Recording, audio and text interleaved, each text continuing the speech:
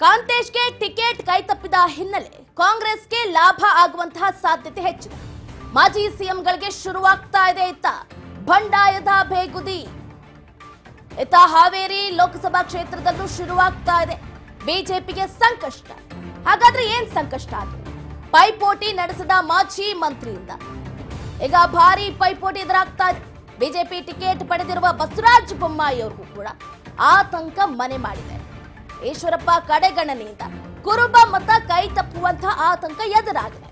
ಕಾಂತೇಶ್ಗೆ ticket ಕೈ ತಪ್ಪು, ಹಾಗಾಗಿ ಇತ್ತ ಕಾಂಗ್ರೆಸ್ಗೆ ಲಾಭ ಆಗೇ ಆಗುತ್ತೆ. ಎಸ್ ಅಫ್ಕೋರ್ಸ್ ಆಗೇ ಆಗುತ್ತೆ. ಎಲ್ಲ ಲೆಕ್ಕಾಚಾರ ಹಾಕೊಂಡೇ ಇತ್ತ ಗೀತಾ ಶಿವರಾಜ್ ಕುಮಾರ್ ಅವರನ್ನ ಹಾವೇರಿ ಲೋಕಸಭಾ ಕ್ಷೇತ್ರದಿಂದ ಪ್ರಬಲ ಅಭ್ಯರ್ಥಿಯನ್ನ ಕಾಂಗ್ರೆಸ್ ಕಣಕ್ಕೆ ಇಳಿಸಿದೆ. ಬಟ್ ಇಲ್ಲಿ ಕಾಂತೇಶ್ಗೂ ಟಿಕೆಟ್ ಕೈ ತಪ್ಪಿತು. ಕೆಎಸ್ ಈಶ್ವರಪ್ಪನವರು ಈಗ ಬಂಡಾಯದ ಬೇಗುದಿಯಲ್ಲಿದ್ದಾರೆ. ಹಾಗಾಗಿ ಕುರುಬ ಮತಗಳು ಸ್ಪ್ಲಿಟ್ ಆಗುವಂತಹ ಭಯ ಇದೆ. ಈ ಹಿಂದೆ ವಿಧಾನಸಭಾ ಚುನಾವಣೆಯಲ್ಲೂ ಕೂಡ ಇದೇ ರೀತಿಯಾದಂತಹ ಎಡವಟ್ಟನ್ನ ಮಾಡಿಕೊಳ್ತು. ಯಾಕಂದ್ರೆ ಇತ್ತ ಜಗದೀಶ್ ಶೆಟ್ಟರ್ ಹಾಗೆ ಅಥಣಿ ವಿಧಾನಸಭಾ ಕ್ಷೇತ್ರದ ಶಾಸಕರಾದಂತಹ ಲಕ್ಷ್ಮಣ ಸವದಿ ಅವ್ರಿಗೂ ಕೂಡ ಟಿಕೆಟ್ ನೀಡದೆ ಬಹಳ ದೊಡ್ಡ ಮಟ್ಟದ ಎಫೆಕ್ಟ್ ಅನ್ನ, ಬಹಳ ದೊಡ್ಡ ಮಟ್ಟದ ಲಾಸ್ ಅನ್ನ ಮಾಡಿಕೊಳ್ತು.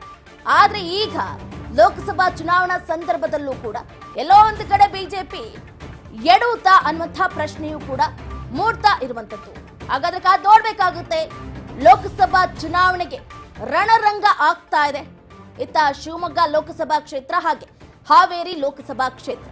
ಬೊಮ್ಮಾಯಿ ಅವರಿಗೆ ಸಂಕಷ್ಟ ಎದುರಾಗ್ತಾ ಇದೆ. ಯಾಕಂದ್ರೆ ಪ್ರಬಲ ನಾಯಕರು ಆಗಿದ್ರು ಕೆಎಸ್ ಈಶ್ವರಪ್ಪನವರು. ಬಿಜೆಪಿನೇ ತನ್ನ ತಾಯಿ ಅಂತ ದುಡಿದಿದ್ರು. ಬಟ್ ಪದೇ ಪದೇ ಅವರಿಗೆ ಸಾಕಷ್ಟು ಬೇಸರ ಆಗ್ತಾ ಇದೆ, ನೋವಾಗ್ತಾ ಇದೆ. ಹಾಗಾಗಿ ಈಗ ಬಂಡಾಯದ ಅಭ್ಯರ್ಥಿಯಾಗಿ, ಪಕ್ಷೇತರ ಅಭ್ಯರ್ಥಿಯಾಗಿ ಕಣಕ್ಕೆ ಧುಮುಕಿದ್ದಾರೆ. ಏನಾಗುತ್ತೆ ಹಾಗಾದ್ರೆ? ಇತ್ತ ಹಾವೇರಿಯಿಂದ ಕಾಂತೇಶ್ ಅವರಿಗೆ ಟಿಕೆಟ್ ಮಿಸ್ ಆಯ್ತು. ಬಹಳ ಆಶ್ವಾಸನೆಯನ್ನ ವ್ಯಕ್ತಪಡಿಸಿದ್ರು. ಬಿಜೆಪಿ ಹೈಕಮಾಂಡ್ ಮೇಲೆ ಭರವಸೆಯನ್ನ ಇಟ್ಕೊಂಡಿದ್ರು. ಇತ್ತ BS ಯಡಿಯೂರಪ್ಪನವರ ಮೇಲೂ ಕೂಡ ಒಂದು ರೀತಿಯಾದಂಥ ಕೊಡಿಸ್ತಾರೆ, ಈ ಬಾರಿ ಕಾಂತೇಶ್ಗೆ ಟಿಕೆಟ್ ಕೊಡಿಸ್ತಾರೆ ಅಂತ KS ಈಶ್ವರಪ್ಪನವರು ಅಂದ್ಕೊಂಡಿದ್ರು. ಬಟ್ ಎಲ್ಲೋ ಒಂದು ಕಡೆ ಎಡವಟ್ಟಾಯ್ತು. 3 ಜನ ರೇಸಲ್ಲಿದ್ರು ಆಕ್ಚುಲಿ. BC ಪಾಟೀಲ್, ಮಾಜಿ ಸಿಎಂ ಬಸವರಾಜ ಬೊಮ್ಮಾಯಿ, KS ಈಶ್ವರಪ್ಪನವರ ಸುಪುತ್ರ ಕಾಂತೇಶ್ ಅವರು. ಆದ್ರೆ ಈ ಮೂವರಲ್ಲಿ ಫೈನಲಿ ಗೆದ್ದಿದ್ದು, ಫೈನಲಿ ಟಿಕೆಟ್ ಅನ್ನ ಪಡ್ಕೊಂಡಿದ್ದು ಬಸವರಾಜ ಬೊಮ್ಮಾಯಿ ಅವರೇ.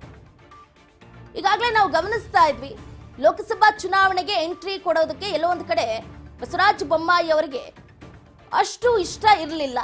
ಹಾಗಾಗಿ ಅವರು ಸ್ಪರ್ಧೆಯನ್ನ ಮಾಡುವುದಿಲ್ಲ ಅನ್ನುವಂಥ ಮಾತುಗಳು ಕೂಡ ಕೇಳಿ ಬರ್ತಾ ಇತ್ತು.